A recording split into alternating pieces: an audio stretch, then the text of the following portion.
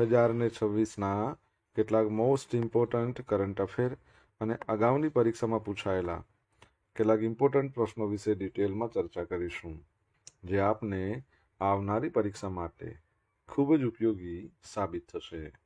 તો મિત્રો, આપ આ ચર્ચા સાથે જોડાઈ રહેજો અને વિડીયોને પહેલેથી લઈને છેલ્લે સુધી પૂરેપૂરો જોવાનો આગ્રહ રાખજો. તો ચલો મિત્રો, શરૂ કરીએ. શરૂઆત કરતાં પહેલાં જણાવી દઉં કે જો તમારે આપણી આ યુટ્યુબ ચેનલને સબસ્ક્રાઇબ કરવાનું બાકી હોય તો ચેનલને સબસ્ક્રાઇબ કરજો, નોટિફિકેશન બેલ આઇકોનને પ્રેસ કરીને. અને જો તમને વિડીયો પસંદ આવે તો વિડીયોને લાઇક કરજો, પરંતુ વિડીયોને શેર કરવાનું ના ભૂલતા.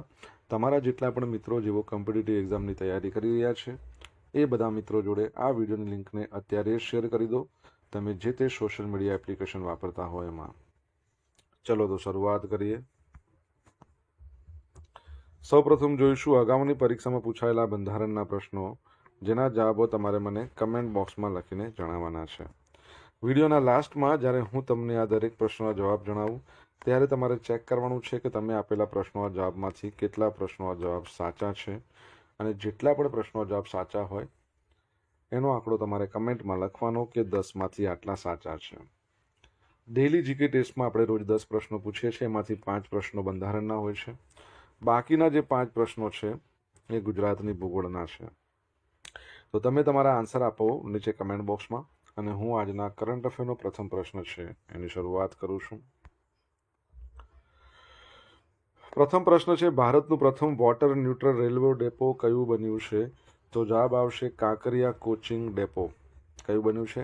Kankaria coaching depot. તો અમદાવાદનું કાંકરિયા કોચિંગ ડેપો ભારતનું પ્રથમ વોટર ન્યુટ્રલ રેલવે ડેપો બન્યું છે.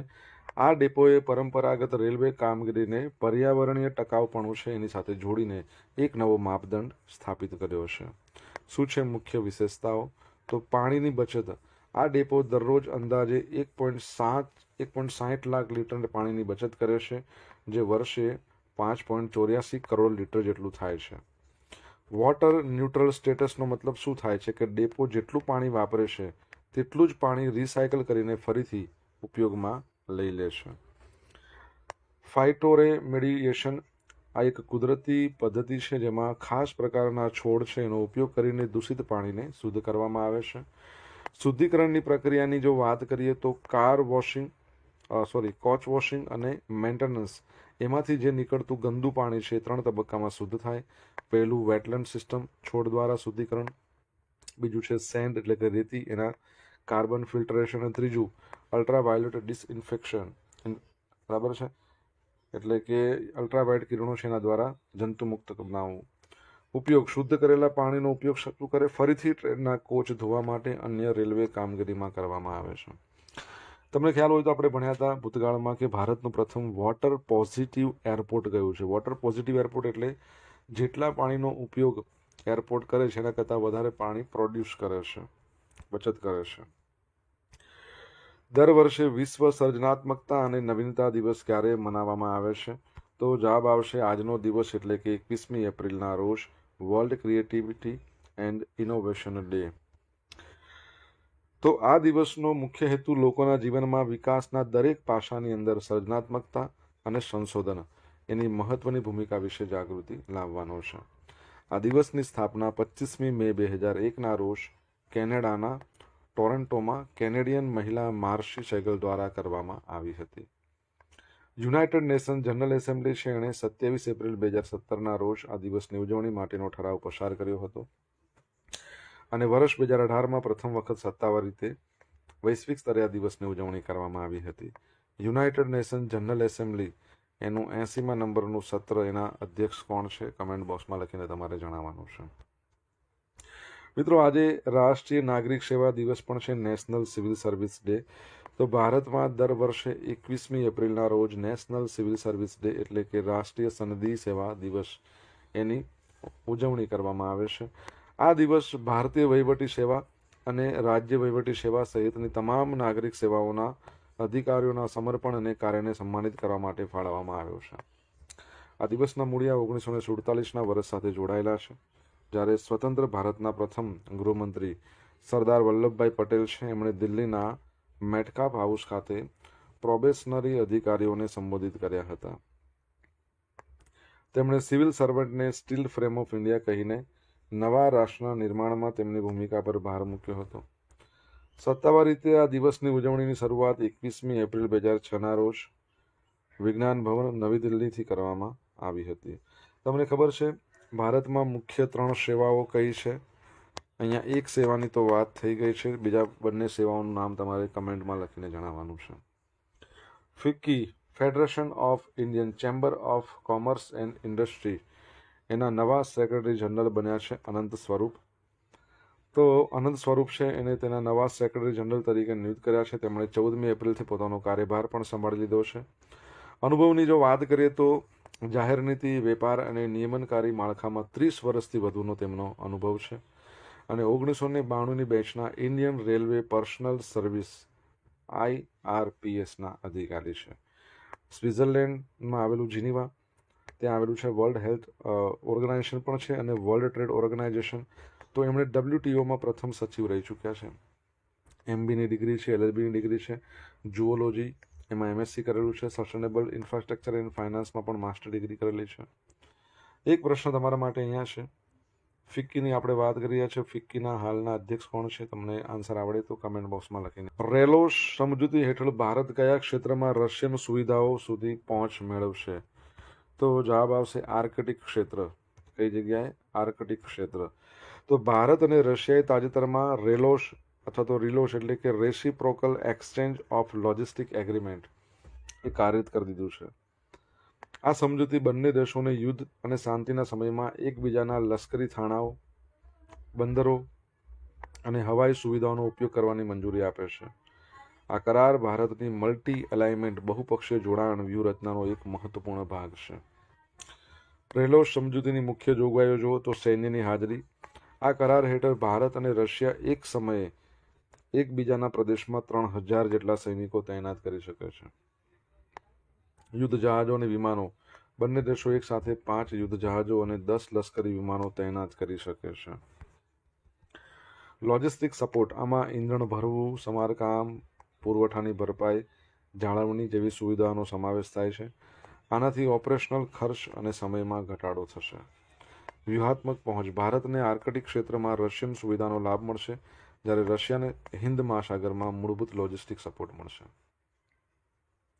ચૂકવણીની પદ્ધતિ. ખર્ચની ભરપાઈ સીધી ચૂકવણીને બદલે માલ અને સેવાઓના વિનિમય દ્વારા પણ કરી શકાય છે.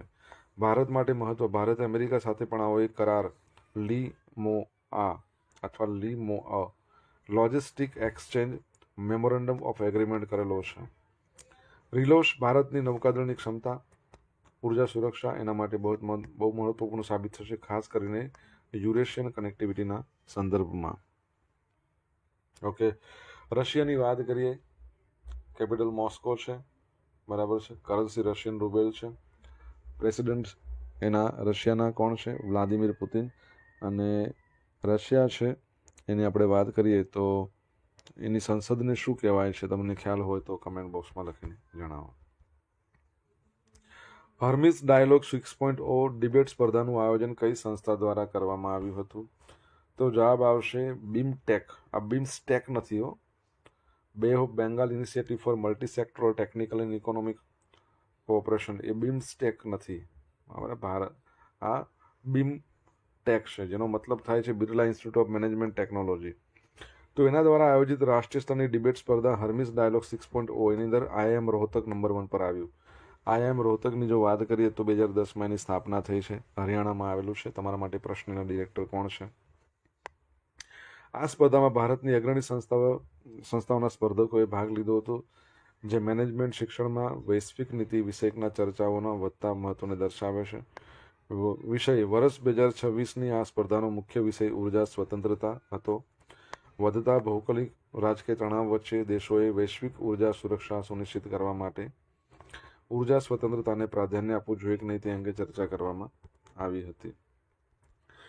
વિજેતાઓ. IIM રોહતકની ટીમ લેબરૂમ વિજેતા જાહેર થઈ અને ફોર સ્કૂલ ઓફ મેનેજમેન્ટની ટીમ મેગ્નસ બીજા નંબરે, Shriram college of commerce any team strategy ત્રીજા નંબરે.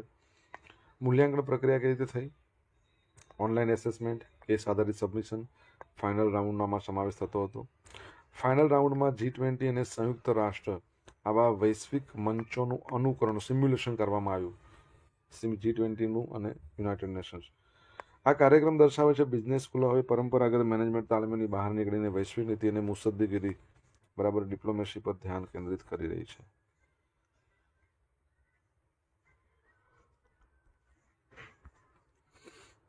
દિનેશ ત્રિવેદી બાંગ્લાદેશમાં ભારતના નવા હાઈ કમિશનર તરીકે નિયુક્ત.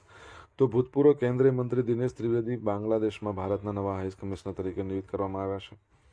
આ નિમણૂક અત્યંત મહત્વની છે. કેમ કે સામાન્ય રીતે જે હાઈ કમિશનર હોય, જે એમ્બેસેડર હોય, એ કોણ હોય? બરાબર છે. તો એ પદ વિદેશ સેવા અધિકારી હોય, ઇન્ડિયન ફોરેન સર્વિસ અધિકારીઓને આપવામાં આવે. પરંતુ અહીંયા કેવું થયું છે કે એક અનુભવી રાજકીય નેતાની પસંદગી થઈ છે. દિનેશ ત્રિવેદી અગાઉ કેન્દ્રીય રેલવે મંત્રી તરીકે સેવા આપી ચૂક્યા છે.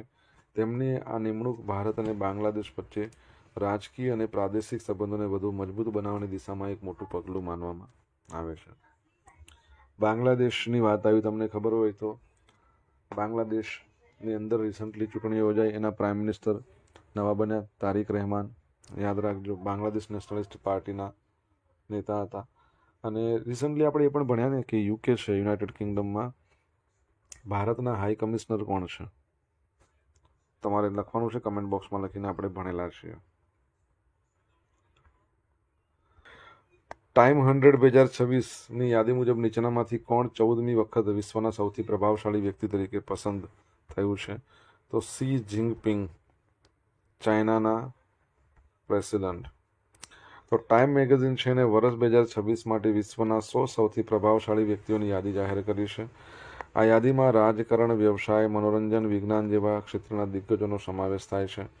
સૌથી વધુ વખત સ્થાન ચીનના રાષ્ટ્રપતિ શી જિનપિંગ આ યાદીમાં 14 વખત સ્થાન પામ્યા છે. ભારતીય નામો આ યાદીમાં મુખ્ય ભારતીય ચહેરાઓમાં સુંદર પિચાઈ ગૂગલના CEO, રણબીર કપૂર અભિનેતા, વિકાસ ખન્ના સેલિબ્રિટી શેફનો સમાવેશ થાય છે.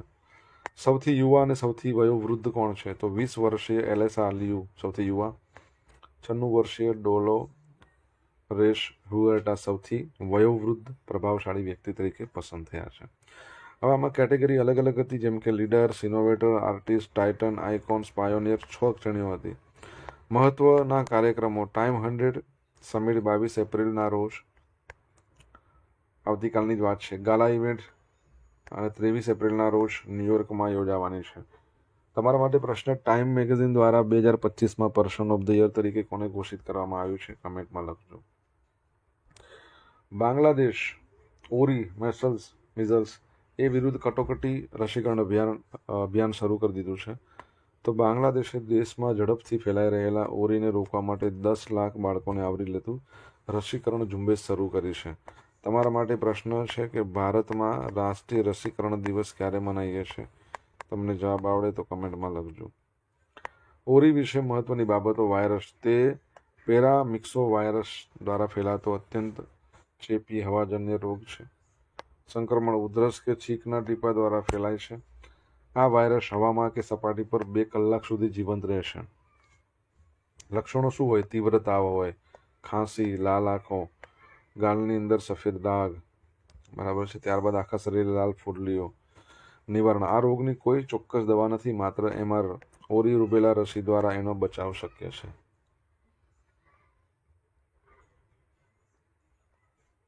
ઓકે, અગાઉની પરીક્ષામાં પૂછાયેલા બંધારણના પ્રશ્નો જોઈ લઈશું. હવે ભારત સરકારના મુખ્ય કાયદા અધિકારી કોણ છે? એટર્ની જનરલ R વેંકટરમણી છે. હાલમાં ભારતના બંધારણમાં અનુચ્છેદ 74માં દર્શાવ્યું છે. આમુખ ભારતીય બંધારણનો આત્મા છે. આવું કોણે કહ્યું હતું? જવાહરલાલ નહેરુ, ભારતના પ્રથમ વડાપ્રધાન. લોકસભાની મુદ્દતના 5 વર્ષના સમયગાળાની ગણતરી માટે પ્રથમ દિવસ કયો કહી શકાય? તો નવા ચૂંટાયેલા સભ્યોની સંસદની બેઠકનો પ્રથમ દિવસ. ચૂંટણી પંચનો ઉલ્લેખ ભારતીય બંધારણમાં કયા અનુચ્છેદમાં છે? 324.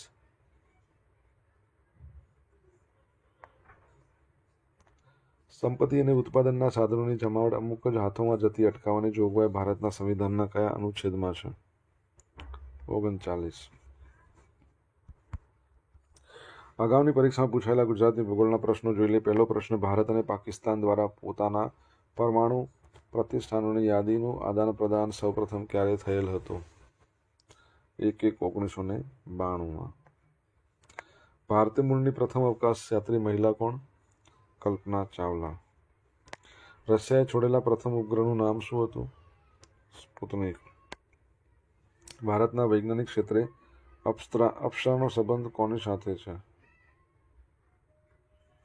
તો અણુ રિએક્ટર. ભારતીય અવકાશ સંશોધન કેન્દ્ર કયા નામે ઓળખાય છે? ISRO, Indian space research organisation. 15 August 1969 સ્થાપના. બેંગલુરુમાં હેડક્વાર્ટર. વી નારાયણના અધ્યક્ષ છે. ગઈકાલે પૂછેલા પ્રશ્નનો જવાબ. પહેલો પ્રશ્ન, જીએસઆરટીસી દ્વારા મુસાફરોની સુવિધા અને પ્રતિભાવ માટે કઈ નવી સિસ્ટમ શરૂ કરવામાં આવી છે? Passenger feedback rating performance system. Bloomberg billionaire index 2026 મુજબ એશિયાના સૌથી ધનિક વ્યક્તિ કોણ છે? ગૌતમ અદાણી. હવે જોઈશું